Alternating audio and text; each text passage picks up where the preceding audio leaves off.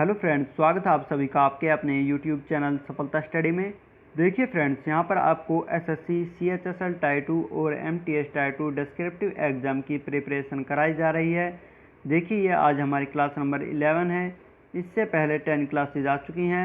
यदि आपने उन सभी क्लासेज को नहीं देखा है तो प्लीज़ चैनल की प्लेलिस्ट में जाकर आप उन सभी क्लास को ज़रूर देखें। उन सभी क्लास में आपके लिए इम्पोर्टेंट टॉपिक पर ऐसे और लेटर्स कराए गए हैं। हो सकता है आपके एग्ज़ाम में उन्हीं टॉपिक पर से क्वेश्चन पूछ ले जाए, तो प्लीज़ आप उन सभी क्लास को ज़रूर देखेंगे। देखिए, आज इस क्लास में यहाँ पर हम एस्से राइटिंग यानी निबंध लेखन करेंगे। देखिए, इस क्लास में एसएससी सीजीएल टायर 3 का प्रीवियस ईयर का पेपर यहाँ पर सॉल्व करेंगे, क्योंकि ये एसएससी सीजीएल टायर 3 का एग्ज़ाम 21 अगस्त 2022 को होने वाला है। और आपके जो सीएचएसएल का एग्ज़ाम ये आपका 18 सितंबर को होगा और एमटीएस का एग्ज़ाम ये आपका 6 नवंबर को होगा। तो इस क्लास में यहाँ पर ये प्रीवियस ईयर का क्वेश्चन कराया जा रहा है, तो सभी स्टूडेंट इस क्लास को ध्यान से देखेंगे, क्योंकि काफ़ी इम्पोर्टेंट यहाँ पर क्वेश्चन लिया गया है। इस क्वेश्चन में यहाँ पर कहा गया है कि भारत में पर्यावरण प्रभाव के आंकलन का महत्व, इस विषय पर निबंध लिखना है। तो सभी क्लास को ध्यान से देखेंगे। चलिए आगे चलते हैं। देखिए, आप हमारे चैनल पर फर्स्ट टाइम आए हैं तो प्लीज़ चैनल को सब्सक्राइब जरूर कर लें और इस क्लास को लाइक कर दें। देखिए, आपके एग्ज़ाम में जो आपको आंसर कॉपी मिलती है, तो आंसर कॉपी पर सबसे पहले आपको प्रश्न संख्या लिखना होगा। आपकी जो भी प्रश्न संख्या होगी आप वहां पर लिख देंगे। इसके पश्चात एक लाइन का स्पेस छोड़कर जो आपको क्वेश्चन दिया जाता है उसे एक हेडिंग के रूप में लिख देंगे। जैसे यहाँ पर लिखा गया है, भारत में पर्यावरण प्रभाव के आकलन का महत्व। आप इस प्रकार हेडिंग लिख देंगे। इसके पश्चात एक लाइन का स्पेस छोड़ेंगे। फिर आपको एस्से लिखना स्टार्ट करना होगा। एस्से का जो फर्स्ट पार्ट होता है प्रस्तावना, आप वह लिखेंगे। तो देखिए, प्रस्तावना में आप लिखेंगे कि पर्यावरण प्रभाव आकलन किसी भी प्रस्तावित परियोजना के पर्यावरणीय प्रभाव का मूल्यांकन करने की एक महत्वपूर्ण प्रक्रिया है। फिर आप यहाँ पर फुल स्टॉप लगाएंगे। आपकी कोई भी लाइन कंप्लीट होगी तो आपको फुल स्टॉप यानी ये पूर्ण विराम ज़रूर लगाना होगा। और देखिए, आपके सीजीएल टायर 3 एग्ज़ाम में आपको यह सभी शब्द आपको अलग अलग बॉक्स में लिखने होंगे। जैसे यहाँ पर आया है पर्यावरण, तो आप ये अलग बॉक्स में लिखेंगे, क्योंकि आपके एग्ज़ाम में जो आपको आंसर कॉपी मिलेगी उसमें इस प्रकार से कॉलम यानी बॉक्स बने होंगे। तो सभी शब्दों को आपको अलग अलग बॉक्स में लिखना होगा।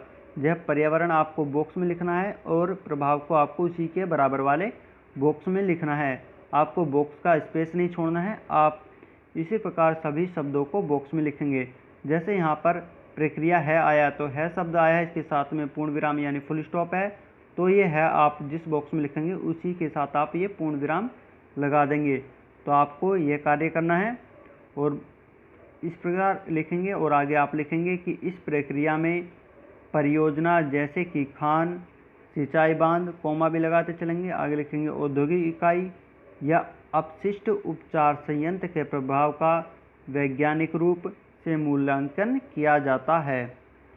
फिर आगे लिखेंगे, इस अधिसूचना को पर्यावरण अधिनियम 1986 के तहत केंद्र सरकार के तहत जारी किया जाता था, ताकि ऐसे सभी उपाय किए जा सकें जो पर्यावरण की गुणवत्ता की रक्षा और सुधार कर सकें।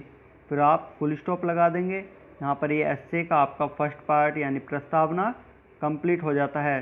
तो आपको देखिए, अपनी राइटिंग का भी विशेष ध्यान रखना होगा। आपको अपने एग्ज़ाम में राइटिंग साफ साफ लिखनी होगी, जिसकी प्रैक्टिस आप करते रहें। आप एक नोटबुक ले लें जो आपको क्लास कराई जा रही है। क्लास को पूरी होने के पश्चात आप वीडियो को दोबारा चलाएंगे और जो आपको एस्से या लेटर कराया जाता है तो आप उसे नोट करेंगे। फिर एक बार नोट करने के बाद आप उसे एक बार पढ़ लेंगे। फिर दोबारा अपना आप स्वयं लिखने का प्रयास करेंगे। इससे आपकी राइटिंग भी साफ़ हो जाएगी और आपको जो एस्से या लेटर कराया जाता है आपको वह याद भी हो जाएगा। तो इस प्रकार आप लिखेंगे। देखिए, प्रस्तावना लिखने के पश्चात आपको जो एस्से है इसकी मेन बॉडी लिखनी होगी, जिसे आप 2 या 3 अनुच्छेद में लिखेंगे।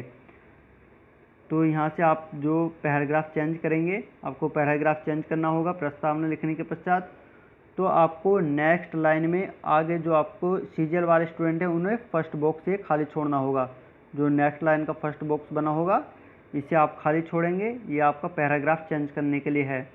तो ये आपके मेन बॉडी का फर्स्ट अनुच्छेद, इसमें आप लिखेंगे कि EIA अपेक्षाकृत नई योजना और निर्णय लेने वाला साधन है, जिसे पहली बार संयुक्त राज्य अमेरिका में 1969 में राष्ट्रीय पर्यावरण नीति अधिनियम में निर्दिष्ट किया गया था। पूर्ण विराम लगाएंगे, आगे लिखेंगे EIA विकासात्मक परियोजनाओं के प्रतिकूल प्रभाव को खत्म करने या कम करने के लिए एक लागत प्रभावी तरीका उपलब्ध कराता है। फिर आप पूर्ण विराम लगा देंगे।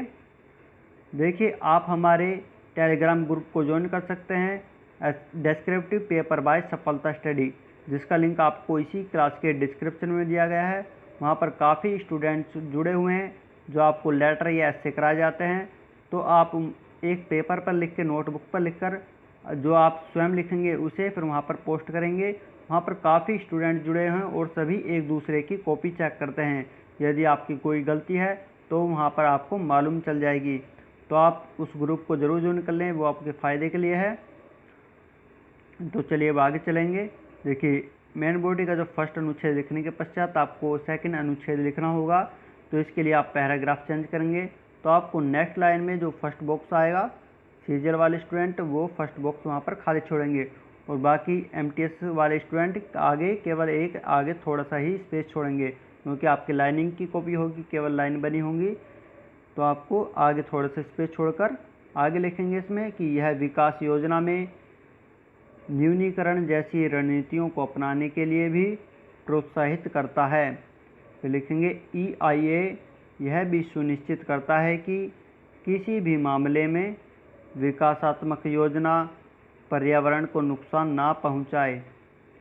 पूर्ण विराम लगाकर आगे लिखेंगे यह प्रक्रिया पर्यावरण को सतत और पर्यावरणीय रूप से सुरक्षित विकास से जोड़ती है। EIA निर्णयकर्ताओं को विकास संबंधी परियोजनाओं के निहितार्थ से पहले पर्यावरण पर विकासात्मक गतिविधियों के प्रभाव की गणना करने में सक्षम बनाता है।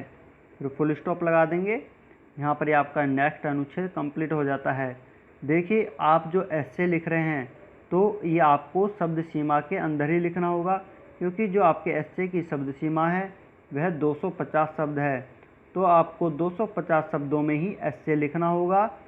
आपको देखिए, आप इसे 225 से 275 के बीच में भी लिख सकते हैं, क्योंकि इसमें 10% का डिस्काउंट मिलता है। तो आप कोशिश करें कि आपका ऐसे 225 से बिल्कुल भी कम ना हो, ना ही 275 से बिल्कुल ज़्यादा हो। तो आप बिल्कुल कोशिश करेंगे कि आपका जो ऐसे 250 शब्दों के आसपास ही रहे। तो जिसकी प्रैक्टिस यदि आप अभी से प्रैक्टिस करते हैं तो आपका ऐसे बिल्कुल 250 शब्दों के आसपास ही रहेगा। तो आप प्रैक्टिस करते रहें। देखिए, तो चलिए अब आगे चलेंगे। देखिए, सेकंड अनुच्छेद लिखने के पश्चात आपको ऐसे का लास्ट पार्ट यानी निष्कर्ष लिखना होगा, निष्कर्ष यानी कंक्लूजन लिखना होगा। तो इसके लिए आपको सेकंड अनुच्छेद के पश्चात लाइन छोड़ने की आवश्यकता नहीं होगी। यदि आप लाइन नहीं छोड़ते हैं तो आपको नेक्स्ट लाइन में आगे स्पेस छोड़ना होगा। सीजीएल वाले स्टूडेंट आगे फर्स्ट बॉक्स छोड़ेंगे और एमटीएस और सीएचएसएल वाले आगे थोड़ा सा स्पेस छोड़ देंगे।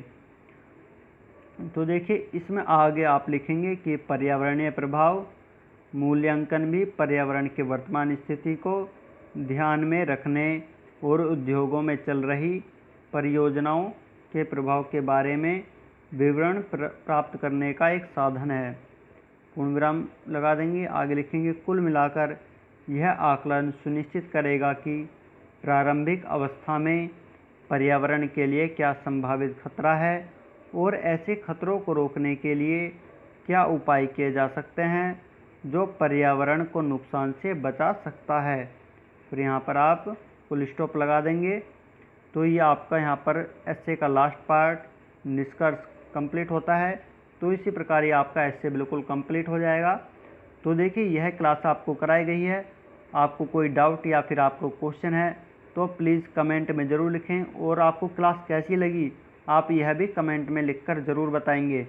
तो आप इस क्लास को अपने सभी फ्रेंड्स के पास एक बार शेयर ज़रूर कर दें, और यदि आपने अभी तक भी चैनल को सब्सक्राइब नहीं किया है तो प्लीज़ चैनल को सब्सक्राइब ज़रूर कर लें और अपनी तैयारी को करते रहें। तो चलिए, नेक्स्ट क्लास में आपसे फिर मिलते हैं। Thank you.